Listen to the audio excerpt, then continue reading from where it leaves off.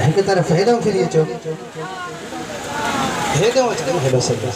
हेडो इन पंडाल में गाणो हेडो फिरी अचो नडड़ा हेडो सब हेडो फिरी अचो खबे पासे न फिरी अचो अल्लाह जमात के गुजारिश है हेडो सामो फिरी अचो सामो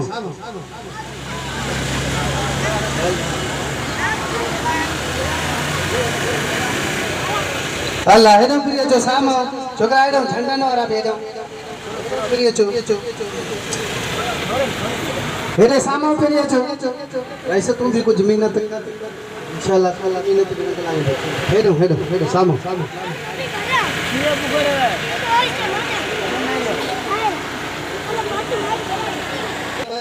निसार तेरी चहल पहल पर हजारों ईद रबीउल अव्वल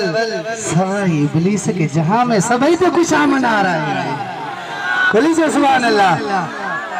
नारा तकबीर जिन जमायता अड़े जोश जज्बे सा नारे जो जवाब दियो ता इंशाल्लाह ही गोठ भजे शैतान भजे नारा तकबीर नारा रिसालत बुधो बुधो नारा रिसालत जो जवाब नारो रिसालत जो लगे ना भाई हाथ मथे करो यार नारा रिसालत सरकार जी आमद असाण बिना देर जे मुखसर नात जिला अर्ज कंदा से फकीर गुलाम मुस्तफा के मत पढ़ो अलैका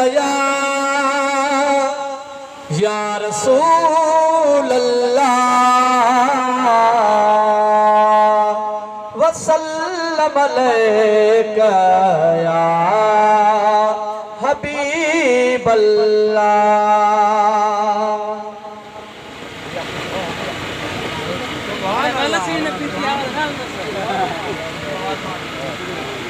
अल्लाह तबारक जग सारे ते क्यों दिसके दो थोरो अल्लाह तबारक जग सारे ते क्यों दिसके दो थोरो है अल्लाह तबारक जग सारे ते क्यों दिसके दो थोरो ओ सल्ले अला तैहूर लो दो सल्ले अला तैहूर लो दो हबीब तो है अल्लाह तबारक जग सारे ते क्यों दिसके दो है अल्लाह तबारक जग सारे ते क्यों दिसके दो ओ सल्ले अला तैहूर लो दो अला तैहूर लो दो हबीब तो है अल्लाह तबारक जग सारे ते क्यों दिसके दो बात पेरी पर बात पहर में चट चिमक्या की दल दे घर में पर बात पहर में चट चिमक्या की दल दे घर में आहे दूर निसो अल्लाह तबारक सारे ते क्यों दिसके दो थोरो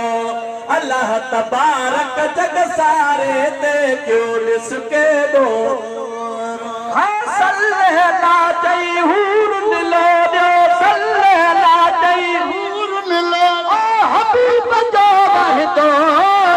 है अल्लाह तबारक जग सारे ते क्यों दिसके दो थोरो अल्लाह तबारक जग सारे ते क्यों दिसके दो थोरो मुर्गी हर हिक ईद करे पियो हुबदारन जो याम ठरे पियो हर हिक ईद करे पियो हुबदारन जो याम ठरे भले सखी पियो सगो है अल्लाह तबारक जग सारे ते क्यों दिसके दो थोरो है अल्लाह तबारक जग सारे ते क्यों दिसके दो थोरो सल्ले अला तैहूर लो दो सल्ले अला तैहूर लो हबीब जो तो है अल्लाह तबारक जग सारे ते क्यों दिसके दो थोरो अल्लाह तबारक जग सारे ते क्यों दिसके दो थोरो आमद थी सरदार नबी जी अड़िया नबी जी थी सरदार नबी जी अड़ियन जे आधार नबी जी जेल खत्म थियो सो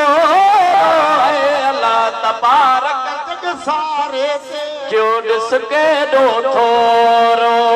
अल्लाह तबारक जग सारे